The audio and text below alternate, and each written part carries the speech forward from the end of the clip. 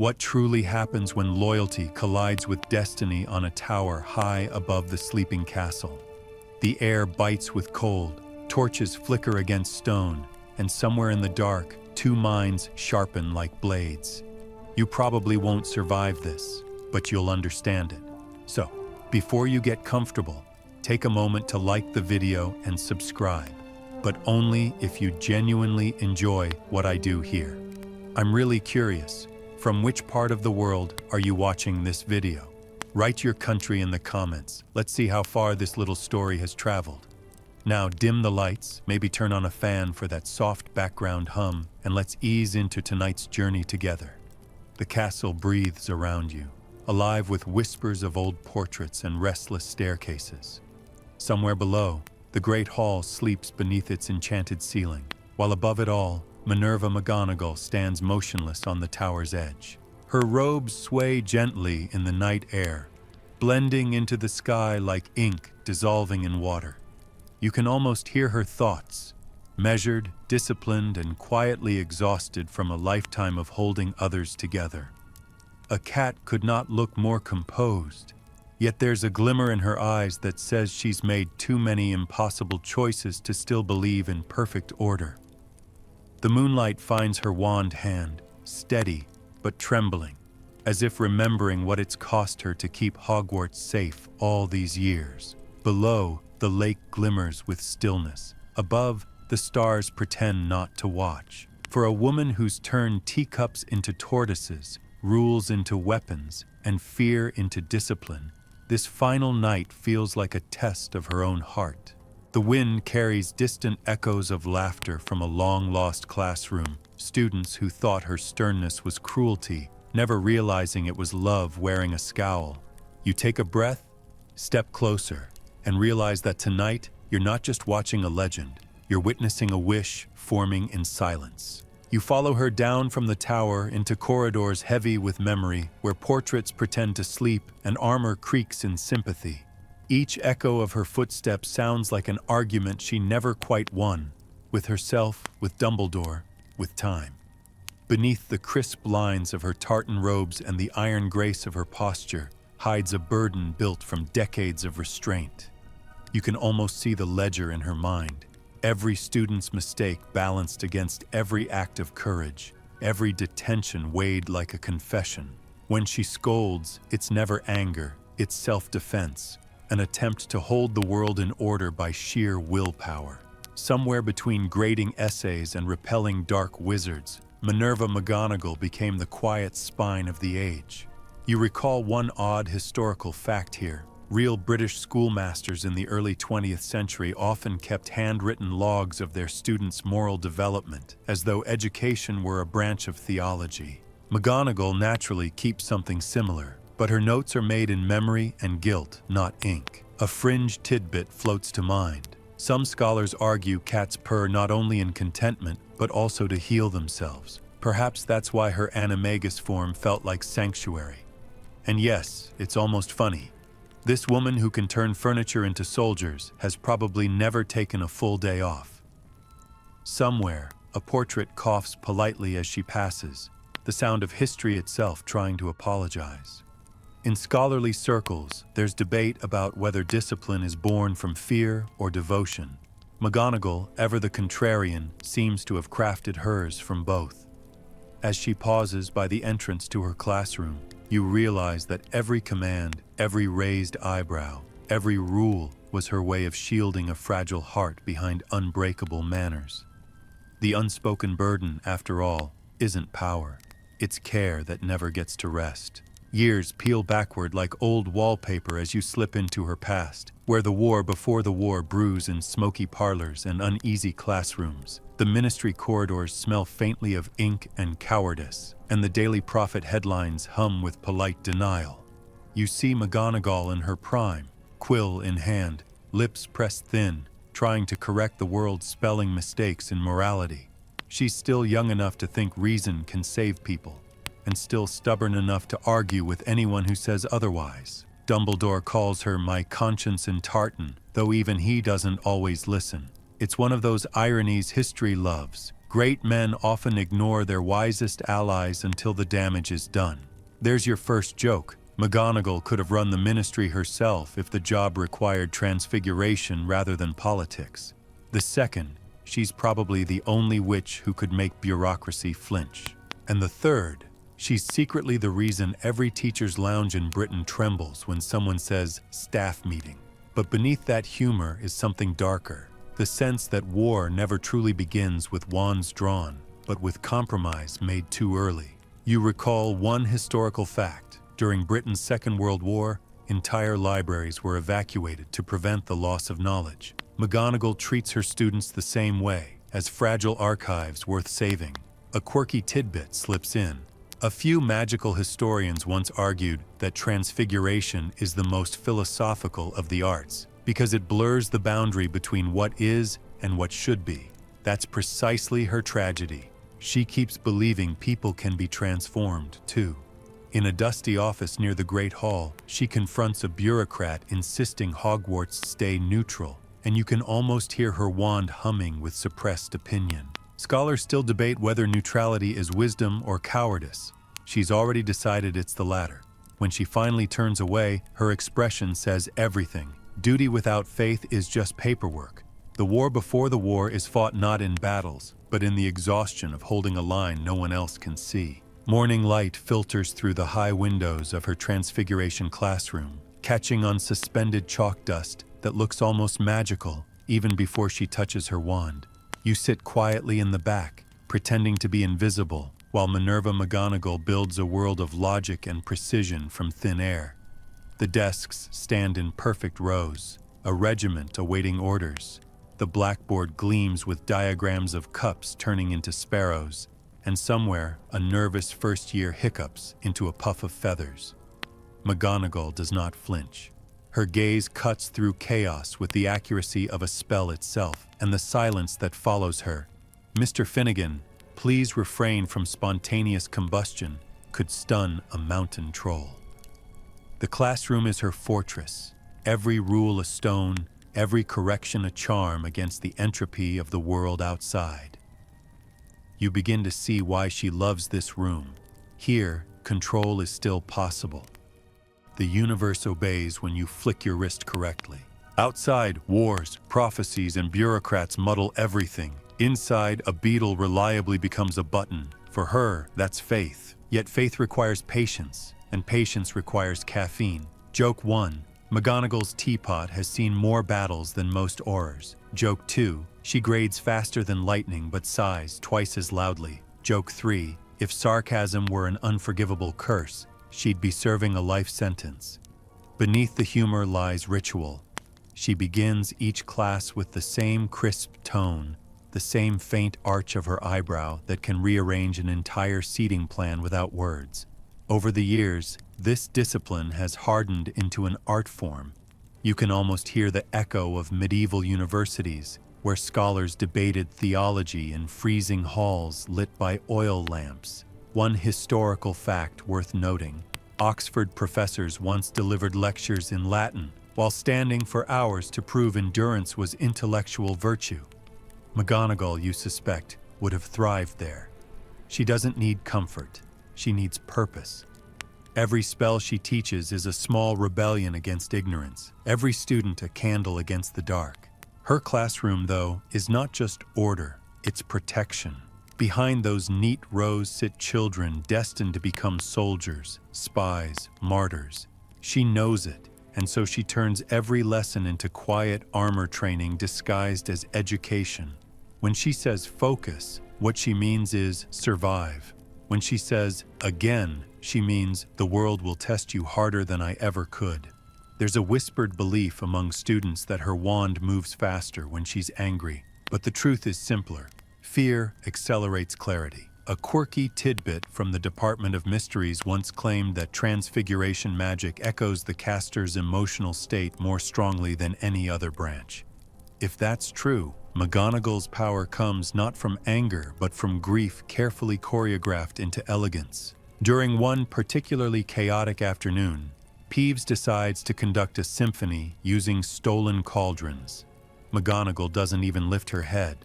just mutters an incantation that folds the poltergeist like origami and deposits him in a broom cupboard. The class applauds softly, uncertain whether to laugh or take notes. 10 points to Gryffindor for silence, she says, deadpan. The moment feels ordinary, but it's history in miniature. A woman maintaining peace through sheer wit and weary affection. Somewhere in the back, a Ravenclaw writes her name in tiny cursive on a parchment corner, as if recording a spell of admiration. You wander mentally through the years she spent in this room, the transformations that were more than academic. Students arrived trembling and left fearless, though most never realized her lessons extended beyond wand work. She taught them how to keep their dignity under pressure, how to argue with clarity, how to lose without surrendering self-respect.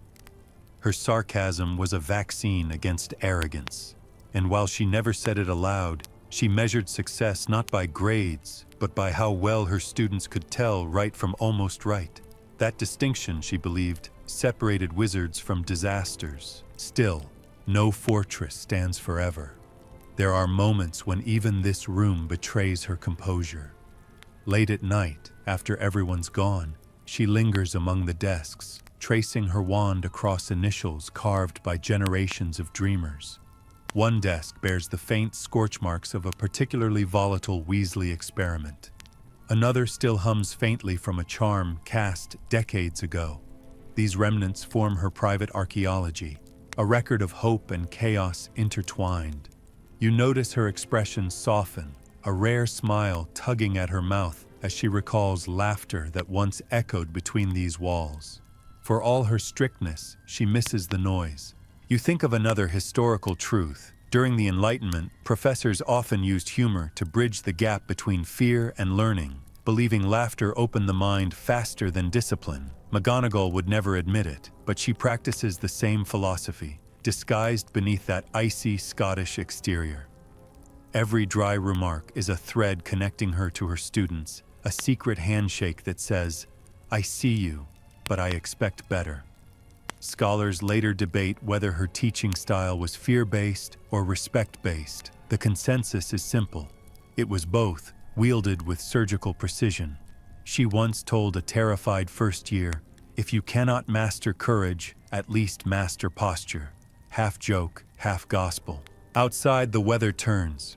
Rain streaks the windows, and thunder rolls like distant applause. McGonagall pauses mid-lecture, eyes flicking upward, and you can tell she's listening to something far away, not sound, but memory. Maybe she's remembering the first time she walked into this classroom as a young professor, full of ideas and righteous nerves. Maybe she's hearing Dumbledore's voice reminding her that teaching is a form of faith. Or perhaps she's simply calculating how many essays she can mark before supper. Whatever it is, the silence stretches, sacred and heavy. Then she straightens, flicks her wand, and resumes as though the pause never happened. That's her secret weapon. Recovery so quick, it feels like magic. You can't help but wonder how many times she's hidden heartbreak behind that composure. When students died, when wars began again, when trust was betrayed, she still showed up at 9 o'clock sharp, robes pressed, quill inked, sarcasm armed. There's something deeply moving about that kind of endurance, the quiet rebellion of refusing to unravel in public. Modern historians of magic still argue about whether strength is learned or inherited. McGonagall's existence complicates the question. Perhaps strength is taught, one withering stare at a time. As evening falls, she dismisses the class. The room empties, leaving behind the faint smell of parchment and ozone. You stay behind, watching her collect stray papers with hands that tremble just slightly. The problem with transfiguration, she murmurs more to herself than anyone else, is that everything you change wants to change back. You realize that's not just about objects, it's about people, ideals, time itself. Her classroom has been her attempt to freeze meaning before it dissolves. You feel a chill, some combination of admiration and sorrow, because even legends grow tired. She sets the chalk down, extinguishes the lamps, and stands in the half-darkness, framed by moonlight and shadow. The fortress feels empty now, but not defeated. She closes the door with a soft click that sounds almost like punctuation at the end of a very long sentence. Down the corridor, the portraits whisper again, relieved and proud. Somewhere deep in the castle, another battle brews. But for now, this room sleeps under her protection. The Transfiguration classroom remains her masterpiece, not because it changed students into heroes, but because it changed duty into love without ever admitting it. And tomorrow morning, at precisely 8 o'clock, she'll be here again. Teapot steaming, wand ready, expression inscrutable, building another day's worth of courage from chalk and charm. It begins with the softest sound, the click of tiny paws on stone. You follow her through the castle's sleeping corridors. Though tonight she's no longer Professor McGonagall, but the tabby cat with square spectacles etched faintly into her fur. She moves like memory itself, silent, deliberate, almost invisible. The portraits pretend not to notice, and the ghosts float politely aside, because even they know better than to interrupt her patrol.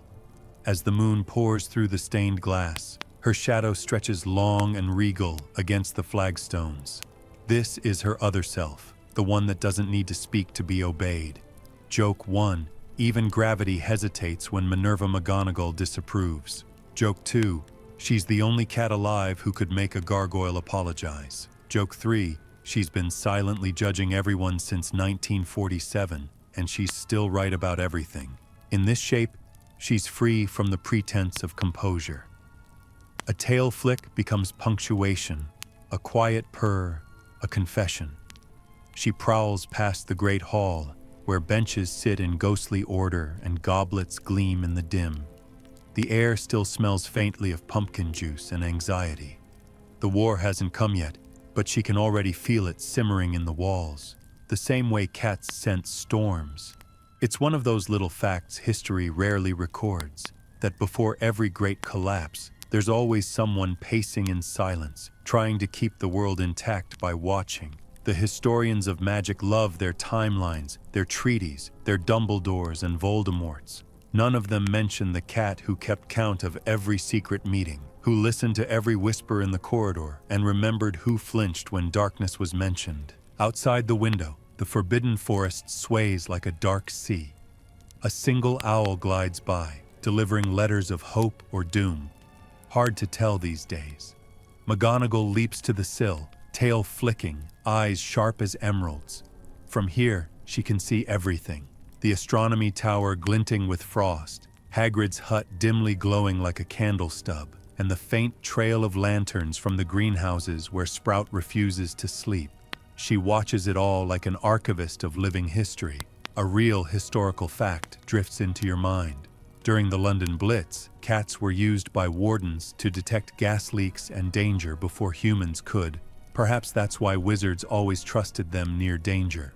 McGonagall, being both cat and general, perfected that instinct. There's a faint rumble far away, the prelude to rebellion, maybe thunder, maybe fate. She stretches, then slides off the windowsill with the elegance of someone who's never once tripped over her own convictions. Downstairs, Filch is muttering to Mrs. Norris, and for a brief moment, the two felines lock eyes. Theirs is a silent détente between authoritarian souls. Hers says, "Maintain order." His says, "Yes, ma'am." And just like that, the castle keeps breathing. You follow her deeper into the night, through secret corridors few living souls remember. She pauses by the tapestry of the dancing trolls and disappears behind it, emerging in the hidden passage that leads to the kitchens. The smell of sugar and treacle still lingers from supper. A few house elves glance up, their eyes wide, then bow instinctively. They don't see a professor, they see a guardian spirit. In return, she nods, because respect must flow both ways. That small exchange, unseen by anyone else, feels like the definition of decency. Later, historians would debate the moral hierarchy of wizarding servitude, but McGonagall knows the truth. Kindness costs nothing and terrifies tyrants. A fringe tidbit flickers through your thoughts.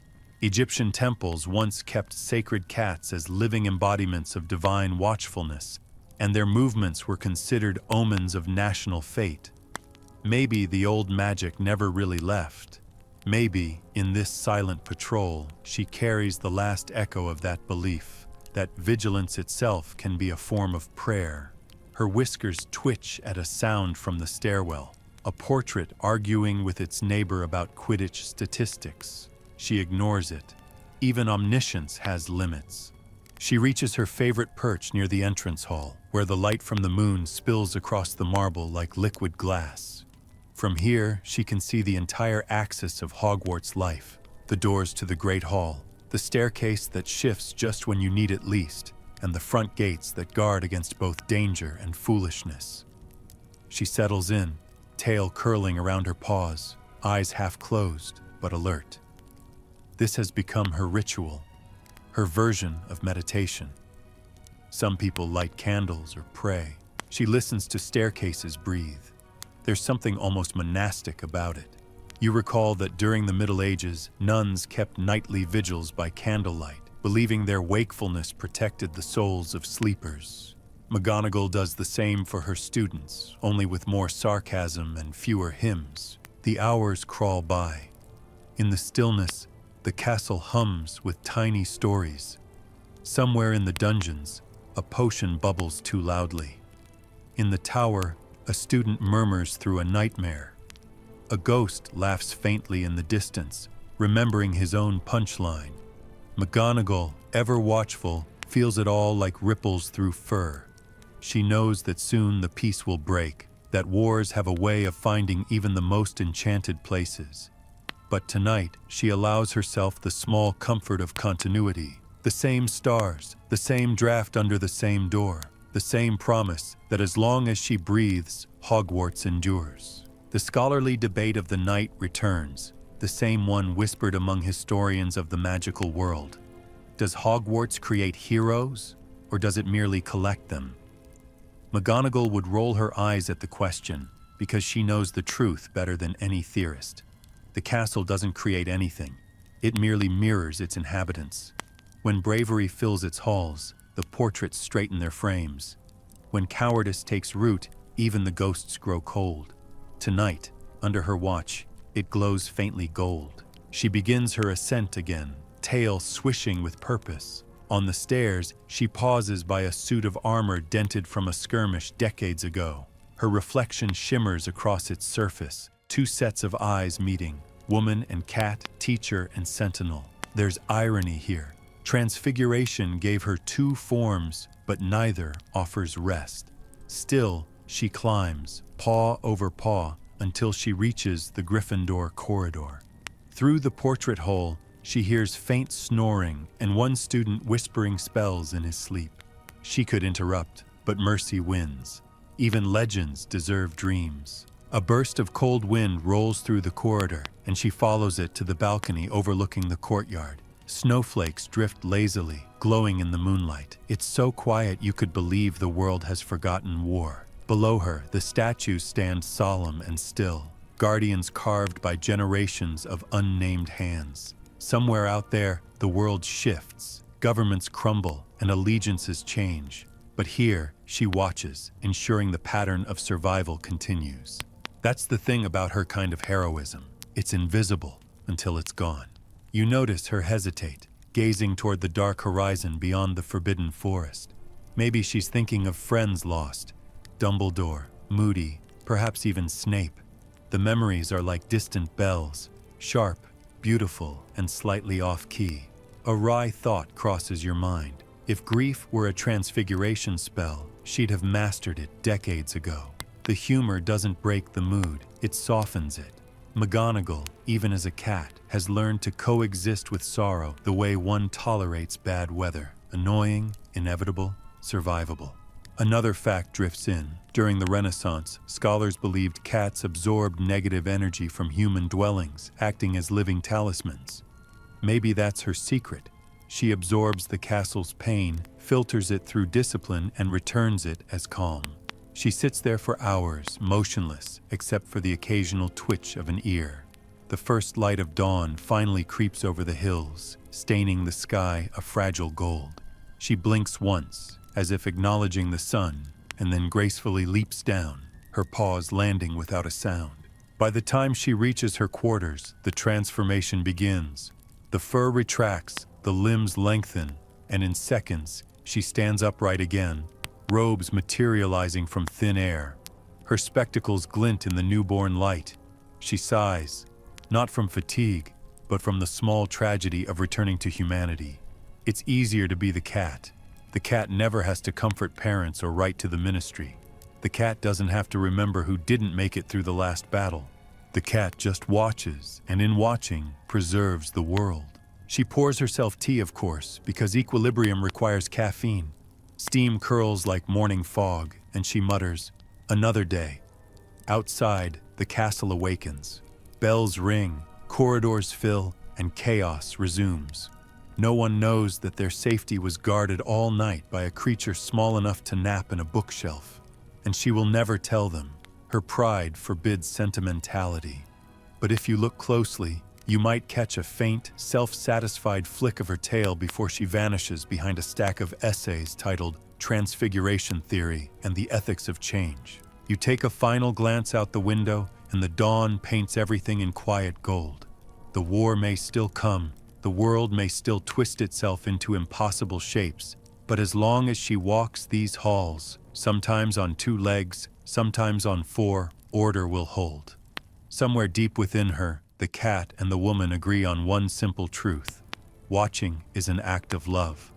And so, as the students yawn awake and the day begins again, she slips silently back into her fortress of lessons and teacups, ready to face another round of chaos, armed only with intellect, patience, and the memory of paw prints fading on cold stone. It begins, as revolutions often do, not with noise, but with breath. The dawn that breaks over Hogwarts this morning is deceptively gentle. Pale light crawling over shattered stone, turning every window into a fragile promise.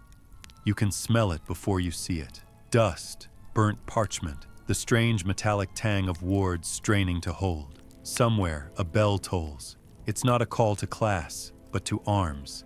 And at the heart of it all stands Minerva McGonagall, her tartan robe soot-streaked, her jaw set in a way that would make death itself pause to consider its manners.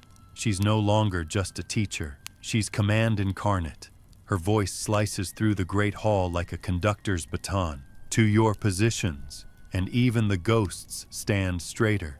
There's a particular kind of authority that doesn't need to shout, one earned over decades of detentions, essays, and quiet compassion, and right now, it's the only thing holding Hogwarts together. You trail after her as the castle transforms. Statues shift from marble to muscle, suits of armor awaken with thunderous clanks, and portraits call out tactical reports like generals in a Renaissance painting. Somewhere between awe and terror, you realize this is what leadership looks like, grace under siege. She doesn't cast spells so much as orchestrate them, the air around her alive with precision. Joke 1, she's the only person who can shout, "Run," and make it sound like an academic correction. Joke 2, her battle plan is so efficient the Weasley twins would have been detained just reading it. Joke 3, she's secretly enjoying that this time, when she says no nonsense, she really means it. There's a flash. Green light near the astronomy tower. She doesn't flinch. Her wand cuts through the air, and a barrier blooms across the stairwell, shimmering like stained glass. "Professor Sprout, to the battlements," she orders, voice steady as ancient oak. "Longbottom, with me." The boy nods, trembling only slightly, and for the first time you notice how easily she folds him into her command, treating courage as currency. This is the rebellion she never meant to lead, but always trained for. You think back to those long years in the classroom, the way she turned discipline into armor. Every eye roll she endured, every sigh over unfinished homework. It all leads here.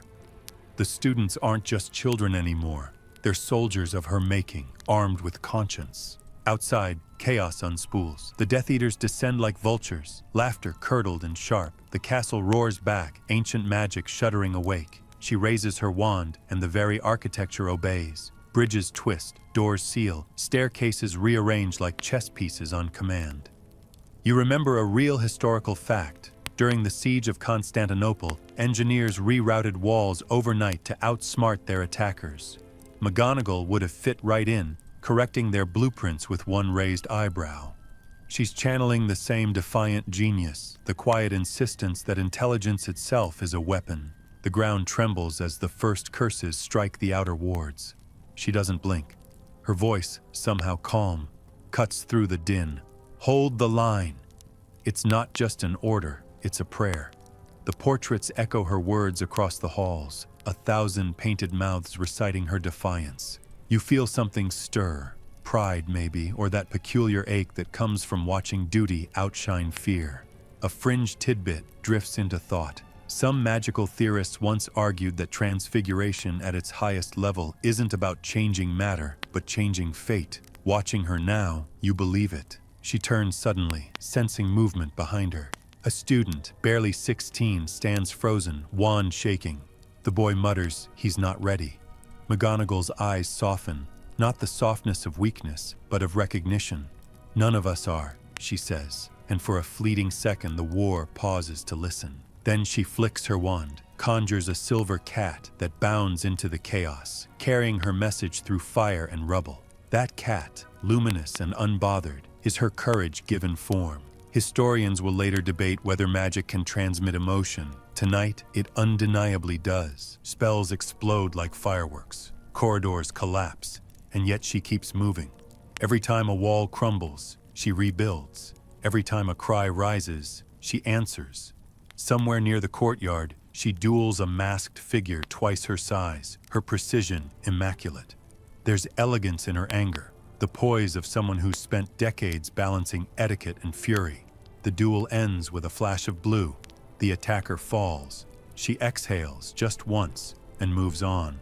The irony isn't lost on you. Her entire life was spent maintaining order, yet her greatest act of control comes amid total chaos. Another historical echo surfaces. Boudica, the Celtic queen who led a doomed revolt against Rome, was said to have commanded her warriors with the words, "We fight not for power, but for freedom." McGonagall's version might be quieter, something like, "We fight because we must." It's the same fire, distilled through intellect. You imagine future textbooks trying to categorize this moment. The McGonagall offensive, perhaps, but none will capture the essence. That she led not by charisma, but by example, not by prophecy, but by sheer willpower. At one point, she pauses at a window overlooking the lake. Flames reflect on its surface like dying constellations. You can almost hear her thoughts, counting losses, questioning choices, yet refusing despair. It's a strange comfort. Even heroes hesitate. You recall joke 4, offered silently. If bureaucracy were a dark lord, she'd have defeated it years ago. She straightens, shoulders back, and turns toward the next fight.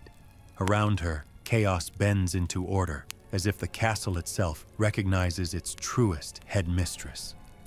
Then comes the stillness before the storm's final wave. The walls shake. Dust falls from the ceiling, and she gathers the remaining defenders in the great hall. Her presence steadies them more than any shield charm could. She doesn't speak in grand speeches, only simple truths. You've done enough. Now stand with me. The words carry centuries of academic authority, transformed tonight into something holy. And then, because she is human, she falters. Just for a moment. A flash of grief crosses her face as a column collapses where 2 students had stood moments earlier. She turns away, jaw clenched, grief weaponized into resolve. You can feel the heat of her magic intensify. The air smells like thunder. Someone nearby whispers that the walls themselves are humming in her frequency. She raises her wand one final time, and from every stone, a pulse radiates. Protection, defiance, love. This is her first rebellion, but also her last.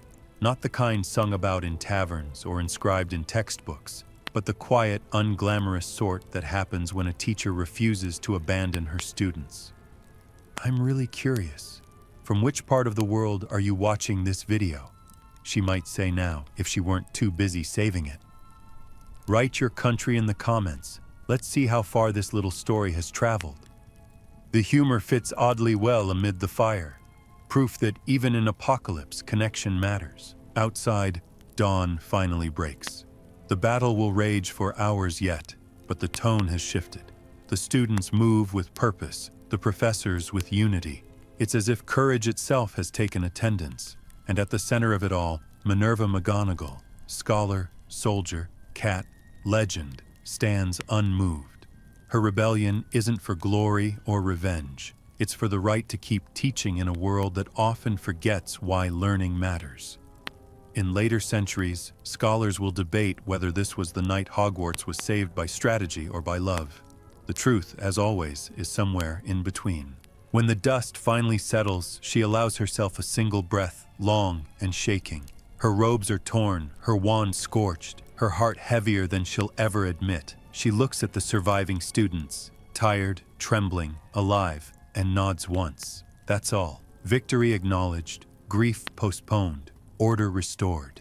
You realize that her strength isn't in her spells, but in her refusal to break. Somewhere deep in the castle, the clock begins to chime, marking the hour of survival. And though she'll never say it aloud, she knows. The war may have demanded everything, but it has taken nothing she wasn't willing to give. When the final echoes of battle fade, the castle exhales like an old animal, wounded but unbroken. Smoke drifts through shattered arches, mingling with dawn light and dust. You walk beside McGonagall as she surveys what remains, her boots crunching over fragments of marble and history. Every step she takes feels heavier than the last. The Great Hall, once echoing with laughter and exams and harmless food fights, now resembles an ancient cathedral after an earthquake. Hollowed, sacred, irrevocably changed. The banners still hang, but their colors are muted, like memories too shy to shine. She doesn't weep. Of course she doesn't. Instead, she straightens a fallen bench with her wand, because even grief must be tidy. Joke 1. Minerva McGonagall is the only person who can organize heartbreak alphabetically. Joke 2. If guilt were a subject, she'd have published the textbook. Joke 3. When she finally collapses from exhaustion, she'll probably apologize to gravity for the inconvenience. The survivors gather around her in a silence so deep it hums. The younger students look at her the way lost travelers look at the last lighthouse, awe mixed with disbelief that something still stands. She walks among them without speech or ceremony, offering the smallest gestures, a hand on a shoulder, a nod, the faintest, "well done." It's strange how ordinary her tone remains. Leadership, you realize, isn't loud. It's the act of pretending you're unshakable so others can start to breathe again. There's a mainstream historical fact that fits here. After the Great Fire of London in 1666, schoolmasters reopened classrooms amid ruins to prove life could resume. They said the act of teaching itself was an assertion of civilization. McGonagall, centuries later, channels that same defiance. She doesn't rebuild Hogwarts with bricks, but with presence. Outside, the grounds are a patchwork of ruin and renewal. Hagrid's hut leans precariously, but still stands. The lake glimmers faintly, reflecting a sky that looks cleaner than it has any right to. Students wander like ghosts, clutching one another in disbelief. McGonagall sends them to rest, though she herself refuses. Later, she says, as though fatigue were an optional elective. She begins cataloging damage with the precision of an archivist. Shattered gargoyles, cracked staircases, missing portraits. Each note feels like an obituary written in stone. When Pomona Sprout gently suggests she sit down, McGonagall replies, "I shall, when the castle does." But the cost isn't just architectural, it's human. The faces missing from breakfast, the laughter that will never echo again. She sees them all, invisible ghosts lined up like students awaiting feedback. Her mind, usually so sharp, drifts toward dangerous reflection. What could have been done differently? Which orders cost too much? Which silences lasted too long? That's the price of command. You inherit every consequence, even the random ones. You think of a fringe tidbit from military history. Roman generals, returning from victory, were followed by a slave whispering memento mori, a reminder that triumph is temporary. McGonagall doesn't need anyone to whisper. She carries her own reminder in the wrinkles of her hands and the ashes on her sleeve. Afternoon brings visitors, ministry officials, journalists, well-intentioned bureaucrats already rehearsing the narrative. They approach her with cautious reverence, as if she might transfigure them into quills. One begins, "Professor, how should we record this day?" She pauses. Her answer, when it comes, is quiet but absolute. As truthfully as possible, which means not cleanly. Scholars will later debate what she meant. Some say she rejected hero worship, others argue she demanded accountability. But you know the real meaning. Stories, like spells, lose power when polished too much. By evening, the castle has grown strangely peaceful. The wards hum softly, like a heartbeat returning to normal. She walks the corridors again, repairing small things, a crack in a window pane, a torn tapestry, a staircase that insists on spiraling nowhere. She fixes what she can because it's what she's always done. Restore order after chaos, one precise correction at a time. Outside her office, she pauses by the gargoyle guarding the entrance and mutters, "We'll manage." The statue nods as if agreeing, though it might just be the wind. Later, in what used to be Dumbledore's office, she sits behind the desk for the first time without permission. The chair feels too big, too haunted. The portraits of former headmasters peer down in sympathetic silence. She sighs. "I didn't want this," she tells them. Phineas Nigellus coughs delicately. "Few leaders do, Minerva."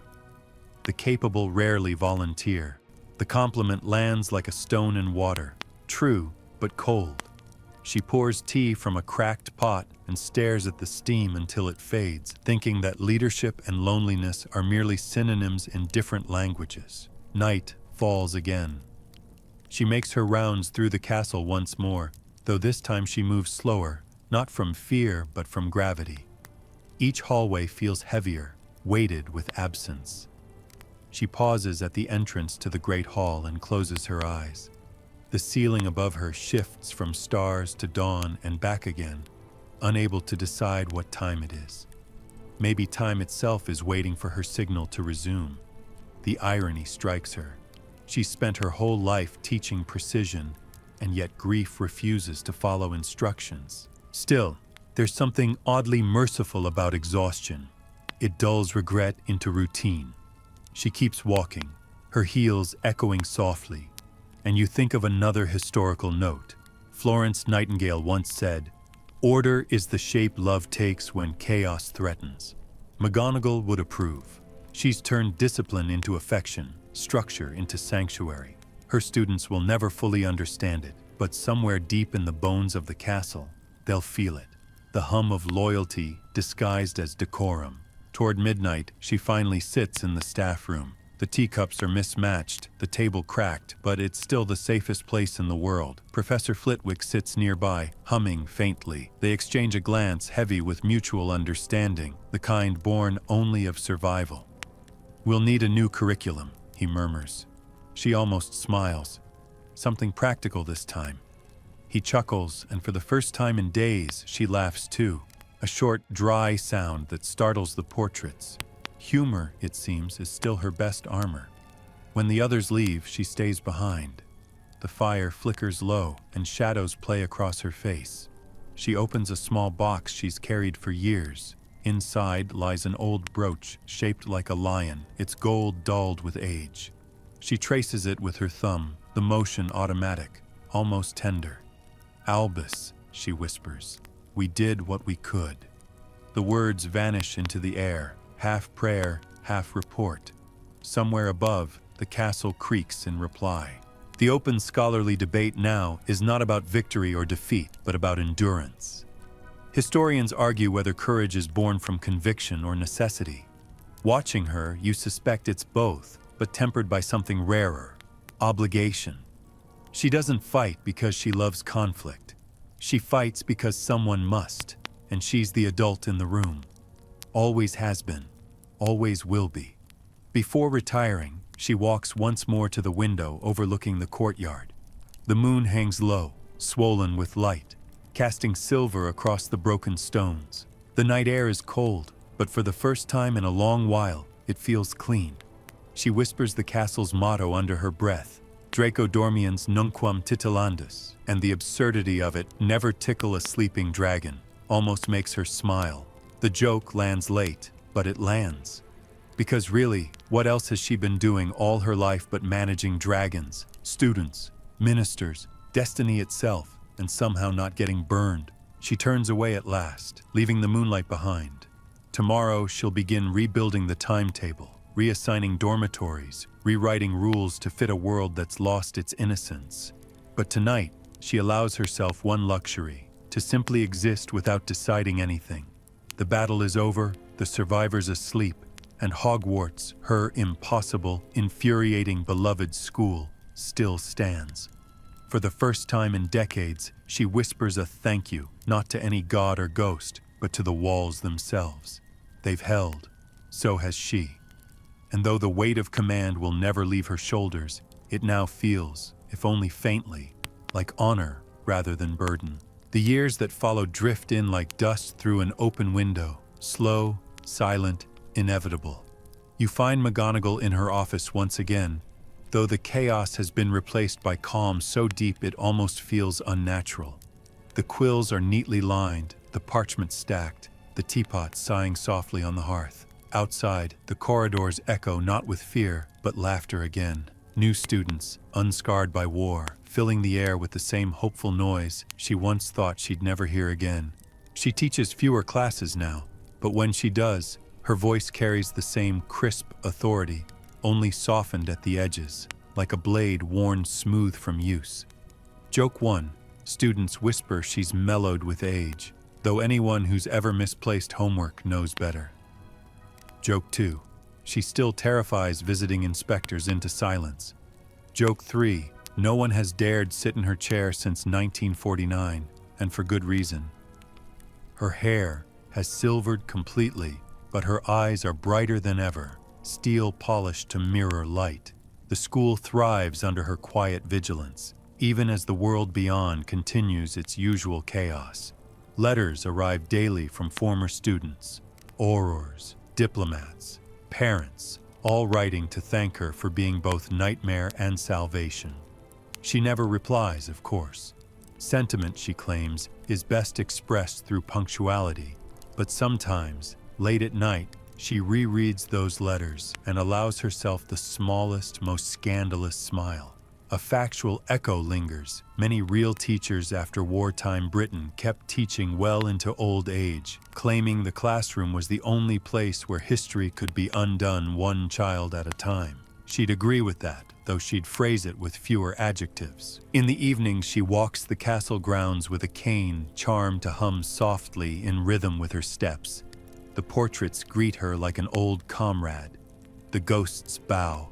The gargoyles gossip affectionately. She listens, amused, occasionally correcting their grammar. There's something deeply peaceful about these twilight hours. The air smells of parchment, rain, and faint candle wax, the kind of serenity you earn only by surviving too much. Scholars still debate whether she ever truly retired. The consensus is no. Hogwarts would have to close its doors first. The final light joke belongs to the years themselves. Time keeps trying to outlast her and keeps failing. Somewhere deep in the castle, a cat's soft footsteps still echo, eternal and unseen. And if you listen closely, you might catch her voice drifting through the halls, still teaching, still guarding, still reminding the world that intellect and kindness are not opposites, they're allies. The quiet years, it turns out, were never about rest. They were about remembering how to live without battle. It happens on an afternoon so ordinary it almost hides its importance. The light outside is warm, honey-colored, and a faint hum of conversation drifts through the corridors. In classroom 1A, Minerva McGonagall teaches what will quietly become her final lesson. There are only a handful of students present, eager, wide-eyed, and too young to understand that the woman before them has seen more history than their textbooks combined. The desks are smaller than she remembers, or perhaps she's simply grown taller in spirit. She begins as she always has, crisp and composed, though her wand trembles slightly when she draws the first diagram on the board. Transfiguration, she says, is not merely the art of change. It's the discipline of understanding what must remain. They write it down dutifully, unaware it's the truest sentence she's ever spoken. Her jokes come softer now, like the fading notes of a song. Joke 1. If you turn your partner into a toad, at least have the decency to apologize properly. Joke 2. Marks will not improve through prayer, despite Gryffindor's enthusiastic experiments. Joke 3. The laws of magic may be flexible, but my patience is not. The class laughs, of course, and she lets it linger longer than usual. For once, she seems in no hurry to correct them. She paces slowly between the desks, eyes moving from one bright young face to the next, memorizing each of them without meaning to. She's taught thousands of students, fought 2 wars, buried friends, and yet these quiet minutes of learning, still feels like her truest victory. The lesson itself drifts easily into philosophy. She tells them that transfiguration, at its core, is a promise between the world as it is and the world as it might be. One historical fact slips in naturally. Aristotle once wrote that all change is guided by potential, not chance. McGonagall nods toward that ancient truth as though she knew the man personally. Then comes her quirky tidbit. A handful of magical theorists once tried to turn grief itself into a tangible object, but failed because emotions, unlike matter, refuse permanence. The students stare, fascinated. She smiles faintly, perhaps because she knows she's been doing that transformation her whole life. When the bell rings, she doesn't dismiss them. She simply says, "Remember, what you change, changes you." The students hesitate, sensing a farewell without recognizing it. They leave slowly, glancing back at her one last time. The door closes, and for the first time in 50 years, the classroom falls utterly silent. She stands there for a long moment, tracing her hand across the surface of the desk where generations carved their initials. A few tears shimmer in her eyes, but never fall. Outside, the sun begins to dip, washing the castle in gold. Scholars may argue forever about when her legacy truly ended, but you can feel the answer. It's this moment, quiet and unrecorded, when the greatest teacher alive finally allows herself to rest. The night she finally allows herself peace arrives without ceremony. The corridors are asleep, the portraits still, and even the ghosts have drifted into whatever dreams the dead dare to keep. McGonagall stands alone on the astronomy tower, the same one where so many destinies once collided. The air smells of rain and old magic.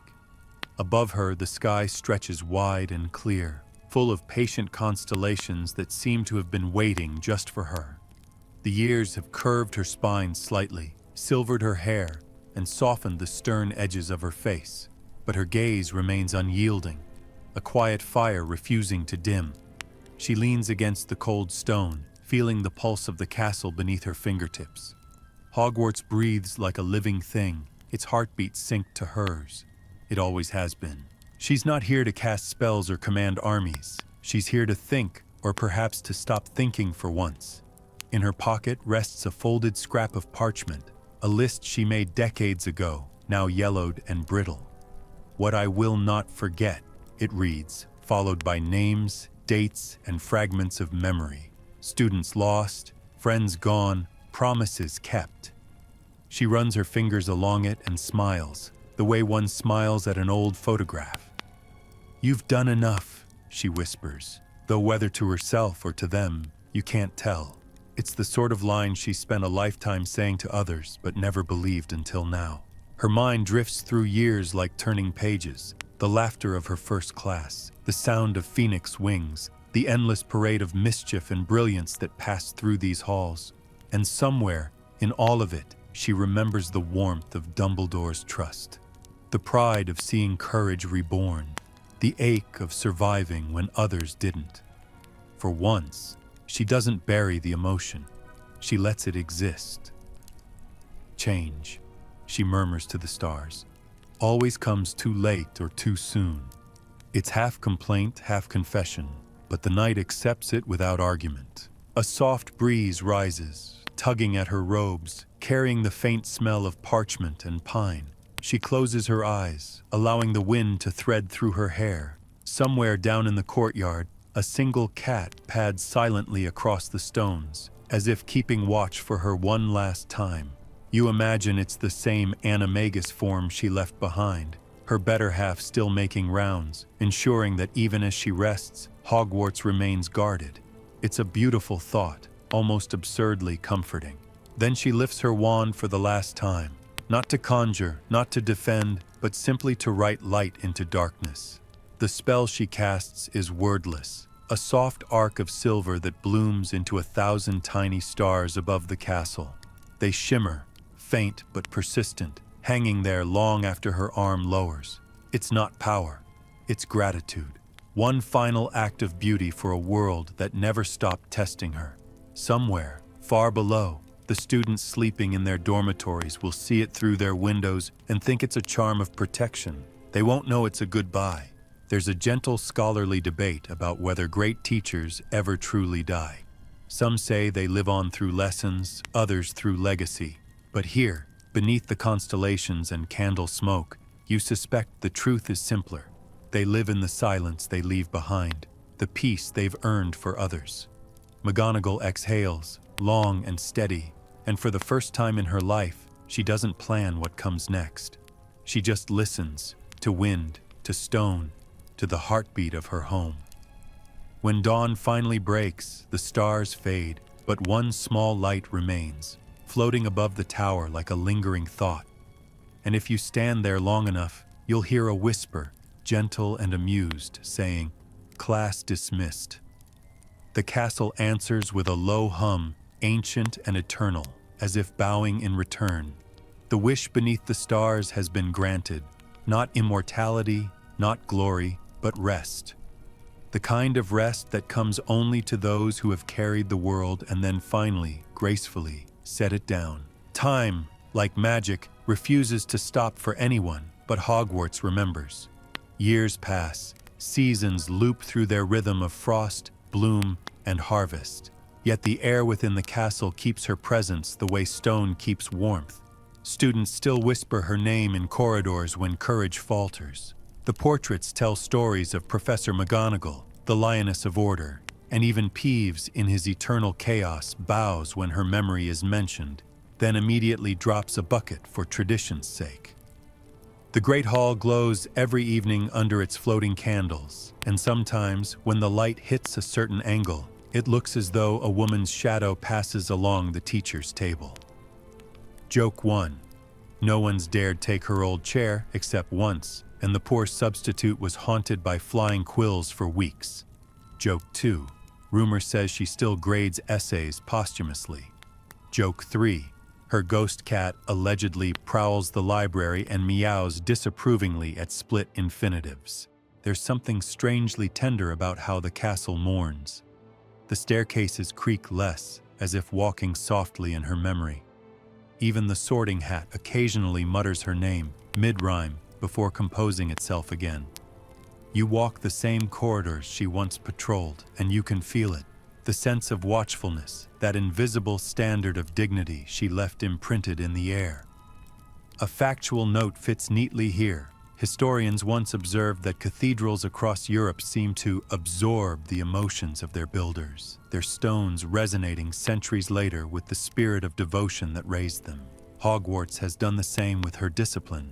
The place feels steadier somehow, as though it learned manners in her company. Decades later, when the next generation of teachers arrives, they still quote her lessons. Precision, one tells a class, is the courtesy of intellect. They don't know where the phrase came from. It's just always been said. And when thunder rattles the windows, the castle itself hums with invisible wards, as if her magic still lingers, still teaching the stones to stand tall.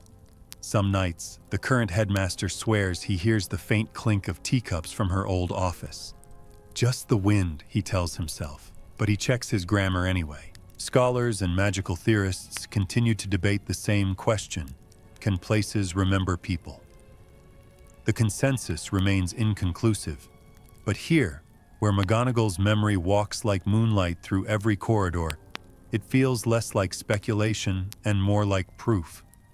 She didn't just teach transfiguration, she performed it on the very concept of legacy, turning duty into myth.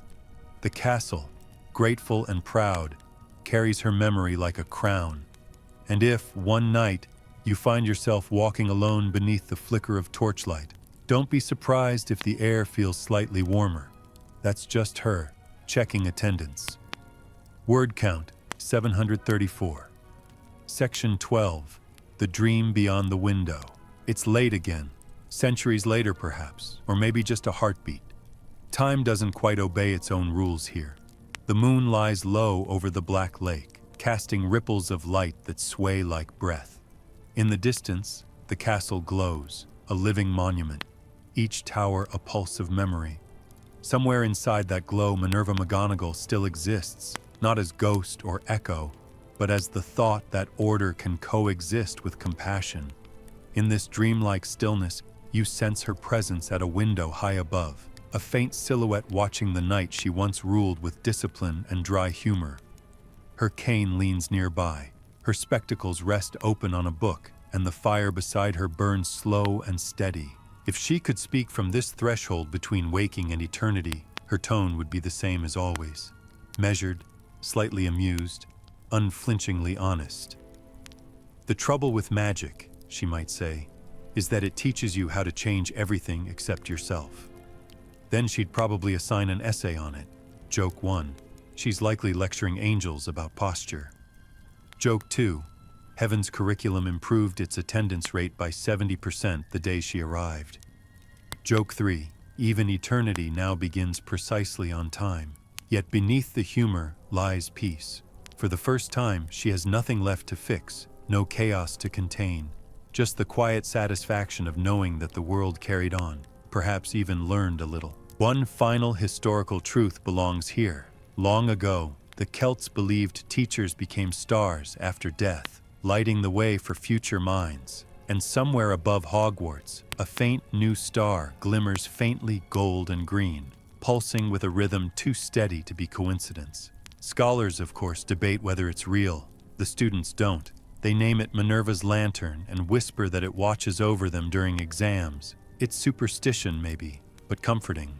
The camera of imagination pulls back now, gliding over the lake, the castle, the forest beyond. Everything hums with quiet magic. Her wish, whispered long ago beneath the stars, has come true. Not immortality, but continuity. Every lesson she ever taught still ripples outward, unseen but enduring, like light reflected on water.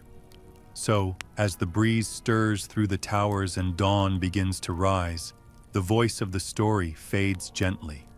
The tale of a woman who taught the world how to be brave without noise and kind without apology. The castle sighs once more, a sound halfway between stone and memory, as if whispering her name into the sky. The world answers with silence, the soft kind that means gratitude. And so ends the story of Minerva McGonagall, who wished only for wisdom and gave the world far more. End of story. Sweet dreams.